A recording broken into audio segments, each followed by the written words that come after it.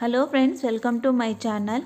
ఈరోజు మీకు గుంటూరు వాళ్ళి గోంగూర పచ్చడి ఎలా చేయాలో చూపిస్తాను రండి. దానికి నేను ముందుగా ఒక కట్ట గోంగూర తీసుకున్నానండి, పెద్ద కట్టే.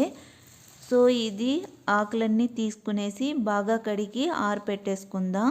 నేనైతే నైటే దీన్నే బాగా కడిగి ఆరపెట్టేసుకున్నానండి. తర్వాత కడాయిలోకి ఒక కప్పు వరకు నేను ఆయిల్ తీసుకున్నాను.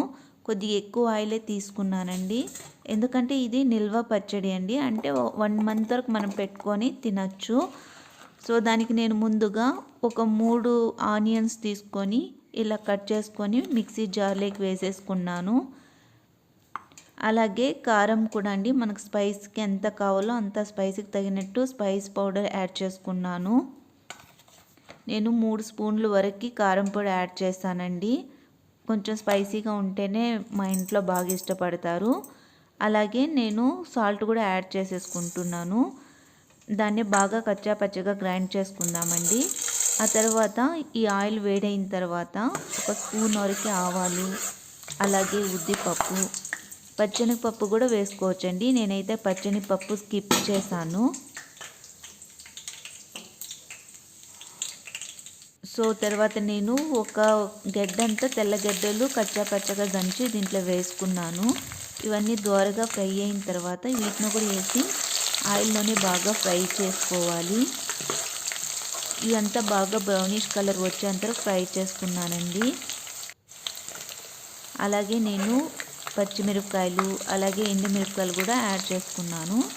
ఇది 1 నిమిషం పాటు వేగాక దీంట్లోకి మనం ఏం కడిగి ఆరపెట్టుకున్నాము ఆ గోంగూర ఆకునంతా వేసేసుకుందాము. మొత్తం ఆయిల్లోనే వేగాలండి. ఇది బాగా 1 మంత్ పెట్టుకొని మనం వాడుకోవచ్చు. చాలా టేస్టీగా ఉంటుందండి. ఇది గోంగూర వాళ్ళు చేస్తారు. ఇదంతా ఇలా బాగా ఫ్రై అయ్యే లోపల మనం దీన్ని కచ్చా పచ్చగా మిక్సీకి వేసేసుకుందాము. ఇదిగోండి ఇలా చేసి పెట్టుకున్నాను.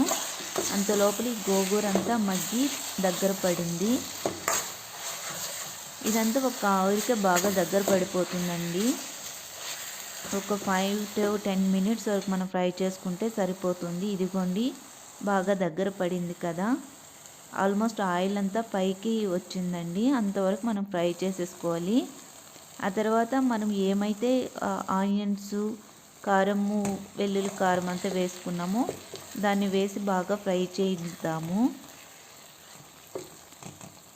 ఇదంతా లో ఫ్లేమ్లోనే పెట్టి ఫ్రై చేయాలండి, అప్పుడే బాగా ఉడుకుతుంది, ప్లస్ ఇదంతా బాగా మగ్గుతుంది.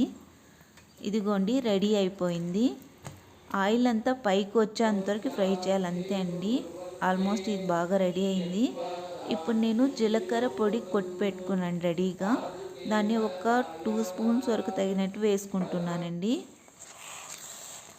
చాలా బాగుంటుంది జీలకర్ర పొడి కూడా. మామూలుగా జీలకర్ర వేయించుకొని పొడి చేయించుకుంటాము, ఆల్రెడీ చేసి పెట్టాం కాబట్టి దాన్ని యాడ్ చేశాను.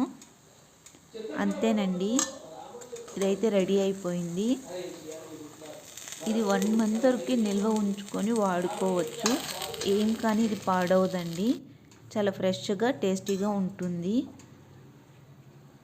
మీకు కానీ ఈ వీడియో నచ్చినట్లయితే please like and subscribe to my channel. ఇది నేను వేడి వేడి అన్నంలోకి వేసుకొని కలుపుకొని తింటున్నానండి. చాలా బాగుంటుంది. మీరు కూడా ఒకసారి ట్రై చేసి మీకు ఎలా కుదిరిందో కామెంట్ బాక్స్లో కామెంట్ చేయండి.